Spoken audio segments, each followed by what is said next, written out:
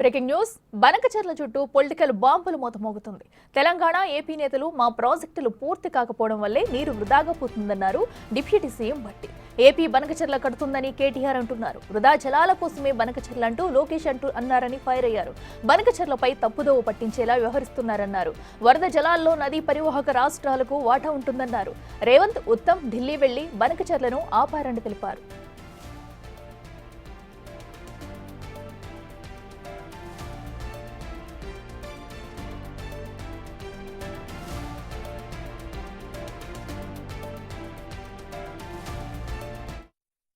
Pranahita Chevella project ని అక్కడ కట్టమనంటే 152 మీటర్ల ఎత్తులో దాన్ని తీసుకొచ్చి 100 మీటర్ల కింద తీసుకొచ్చి కట్టడమే కాకుండా 38,000 కోట్లతో అయ్యేదాన్ని 1,25,000 కోట్లు పెంచి కడితేవి అది కుంగిపోయా కూలిపోయా. అంటే మీరు ఆ గోదావరిలో కూడా ఏ ప్రాజెక్టు కట్టి నీళ్లను పారించినటువంటి పరిస్థితి లేదు ఇవాళ. అందుకే ఆంధ్రాలో ఉన్నటువంటి ఒక పెద్ద ఆయన మాట్లాడుతా నేను బనకచర్ల కడతా.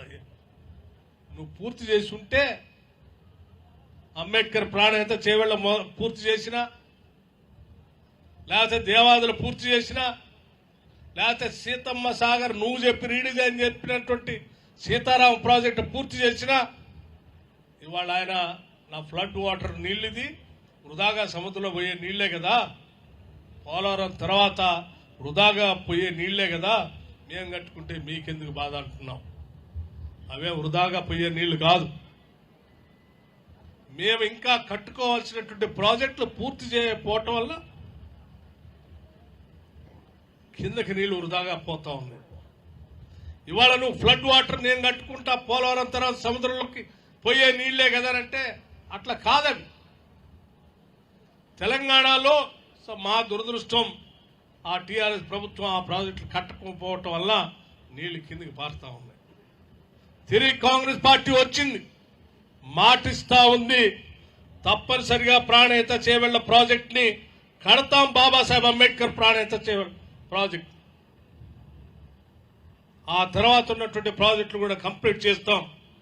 గోదావరి నీళ్లను కూడా తెలంగాణ ప్రాంతానికి పారిస్తాం.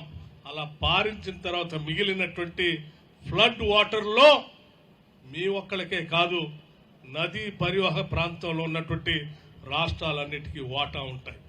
అంటే తెలంగాణకు కూడా వాటా ఉంటుంది. మా వాటా పూర్తయిన తర్వాత, మా ప్రాజెక్టులు పూర్తయిన తర్వాత, ఇంకా మిగులు జలాల్లో కూడా మా వాటా పూర్తయిన తర్వాతనే మిగిలిన నీళ్ళల్లో మీరు బనకచర్ల కడతారో ఇంకే చెర్ల కడతారో ఆ తర్వాత ఆలోచన చేయొచ్చు.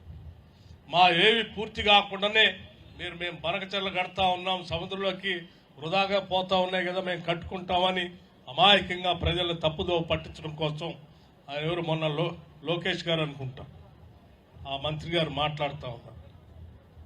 మీరంత అమాయకంగా ఏదో వృధాగా పోతున్న నీళ్లు మేము కట్టుకోవచ్చులే, తెలంగాణ వాళ్ళు కావాలని అడ్డుపడుతున్నారంటే అలా తప్పుదోవ పట్టించే కార్యక్రమం మాత్రం చేయొద్దు అని చాలా స్పష్టంగా చెప్తా ఉన్నాం.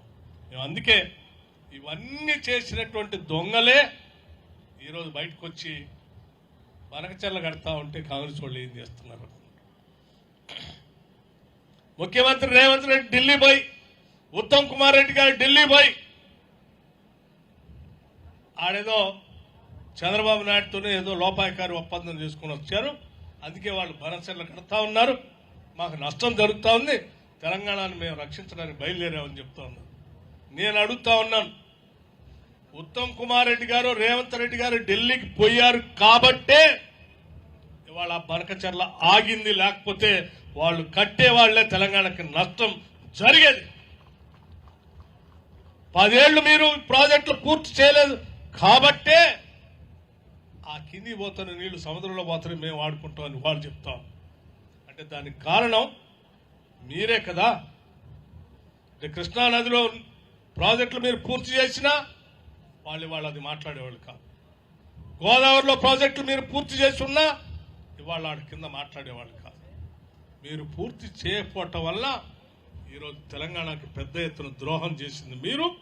ద్రోహం చేయటమే కాకుండా మీ రాజకీయ అవసరాల కోసం మొన్న ఎప్పుడో మాట్లాడారు ముఖ్యమంత్రి రేవంత్ రెడ్డి గారు.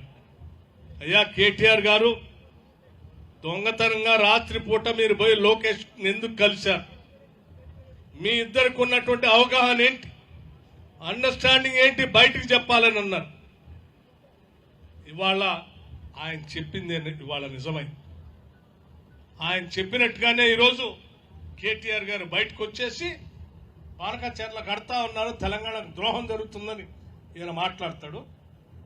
4 రోజుల తర్వాత లోకేష్ గారు ఆ వృధా పోతున్న నీళ్లే కదా మేము కట్టుకుంటాం అంటే, రాత్రిపూట మీ ఇద్దరు మాట్లాడుకొని మీరేం బనకచెర్ల అనండి, తెలంగాణ కోసం మేము రక్షించినటువంటి వాళ్ళగా ముసుగేసుకొని బయటకు వచ్చి మాట్లాడతాం, మళ్ళీ కాంగ్రెస్ వాళ్ళకి ఏదో చెప్పొచ్చులని మీరు అనుకుంటున్నారేమో. తెలంగాణ ప్రజలు చాలా తెలివైనటువంటి వాళ్ళు. తెలంగాణ వాదం పేరు మీద మీరు అధికారంలోకి వచ్చి ఈ రాష్ట్రానికి రావాల్సిన నీళ్లను రానియలేదు, నిధులంతా దోపిడీ చేశారు, ఇవ్వాల్సిన ఉద్యోగాలు ఇవ్వలేదు, ప్రజాస్వామ్యాన్ని కూని చేసి స్వేచ్ఛనే లేకుండా చేశారు. డాక్టర్ బాబాసాహెబ్ అంబేద్కర్